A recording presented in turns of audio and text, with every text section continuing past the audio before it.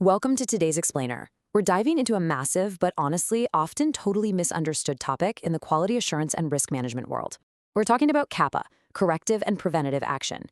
Now, if you're in pharma QA, manufacturing, or really any highly regulated industry, you already know CAPA is literally the backbone of your quality system.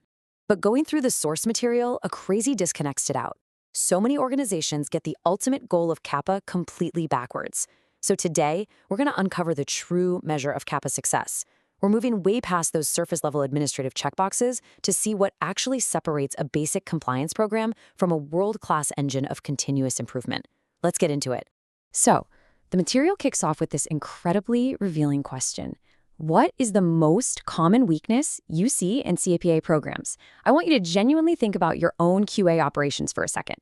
Usually when this comes up, people jump straight to tight deadlines, right? Or they blame a lack of resources or maybe some clunky software system that makes logging data a total nightmare.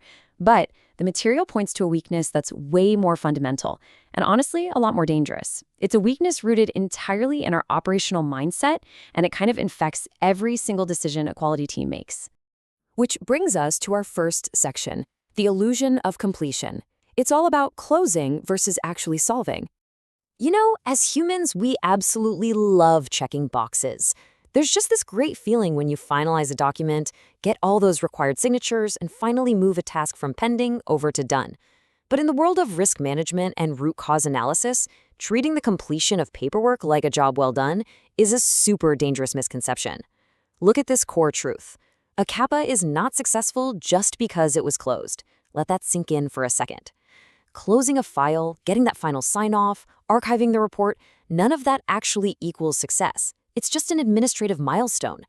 Imagine a manufacturing plant where a packaging machine causes a label error.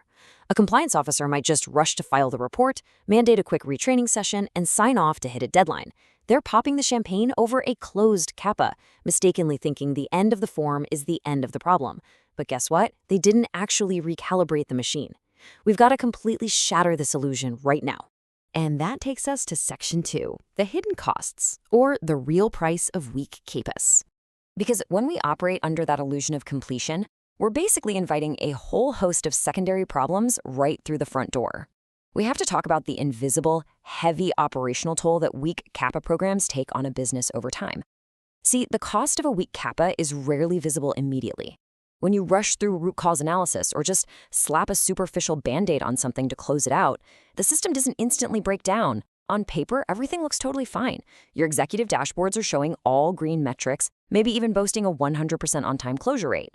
But this delayed cost creates a totally false sense of security. Executives feel safe up top, while down on the operational floor, things are entirely vulnerable. The true price of that poorly executed CAPA is just waiting in the shadows. And when those delayed costs finally come due, the consequences compound painfully in this really predictable chain reaction. First, you get repeat deviations.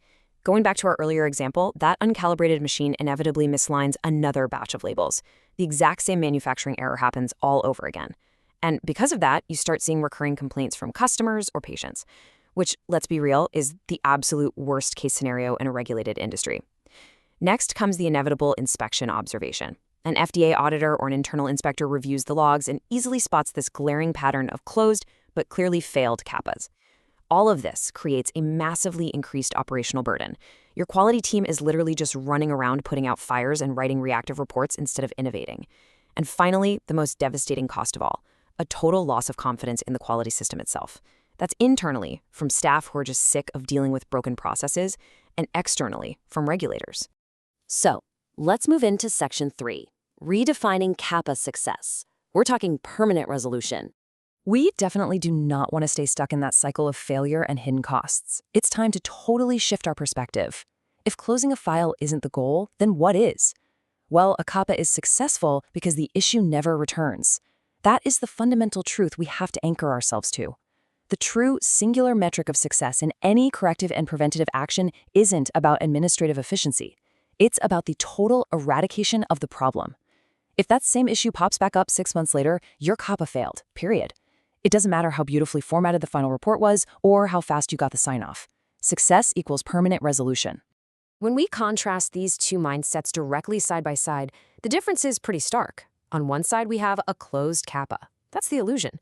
It represents the old administrative mindset, totally obsessed with speed, paperwork, and just doing the bare minimum for regulatory satisfaction. But on the flip side, we have a successful CAPA, where the issue never returns. This represents the modern standard, total recurrence prevention. It demands deep, honestly sometimes uncomfortable root cause analysis, genuine systemic changes, and a relentless commitment to quality.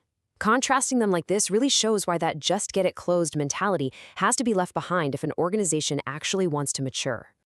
Which leads us perfectly into Section 4, moving beyond compliance and into continuous improvement. Leaving that outdated mentality in the dust means taking a huge step forward. We need to elevate the whole program from just meeting a baseline regulatory requirement into a seriously powerful engine for long-term growth. Because the best CAPAs don't just solve today's problem, they strengthen tomorrow's system. This is exactly how elite QA professionals operate. They don't look at a CAPA as some annoying punishment from regulators or just another tedious chore. They see it as a highly strategic tool. When a deviation happens, they aren't just asking, hey, how do we fix this right now? They're asking, how do we redesign our processes, our training, or our tech so that this kind of failure becomes physically impossible in the future? They're taking today's friction points and using them to armor plate the entire operational system for tomorrow. The distinction between compliance and continuous improvement is just massive. Compliance is solving today's problem. It keeps you out of hot water for the moment. It's reactive, like simply retraining an operator after they make a mistake. Continuous improvement, though, that is about strengthening tomorrow's system. It is proactive.